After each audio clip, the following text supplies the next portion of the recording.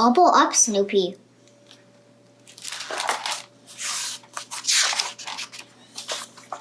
Charlie Brown is sitting outside when his sister, Sally, walks by with an envelope. "What is that?" he asks. "I wrote a thank you letter to Linus," Sally replies. It says I'm thankful that he is my sweet Baboo."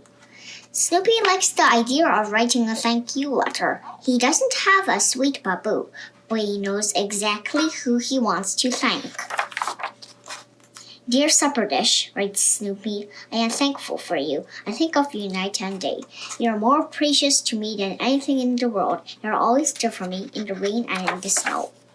"We have been through a lot together," continues Snoopy. "Do you remember when I took you to a baseball game?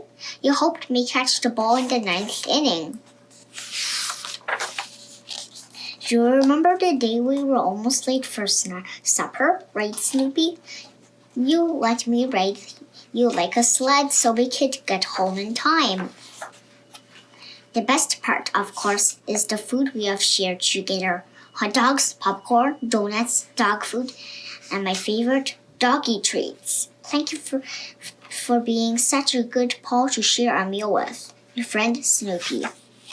Writing this letter has made Snoopy very hungry. Is it supper time yet? He wonders.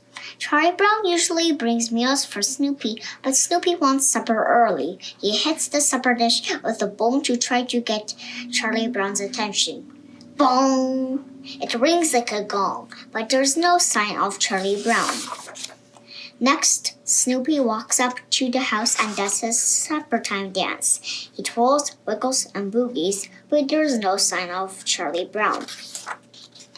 Then Snoopy tries to send signals from his mind. He wiggles his paws and thinks, "Back door open, supper come out." But the back door does not open, and there's no sign of Charlie Brown. Snoopy is getting hungrier. Finally, he bangs on the back door with his foot. Bam, bam, bam! Charlie Brown opens the door. "It is not supper time yet," he yells and slams the door. Snoopy sighs and returns to his doghouse. He waits and waits and waits. A back door never opens when it is being watched, he thinks. When Snoopy is about to give up, the back door finally opens. "Time for food," Charlie Brown says. "Come inside and bring your supper dish."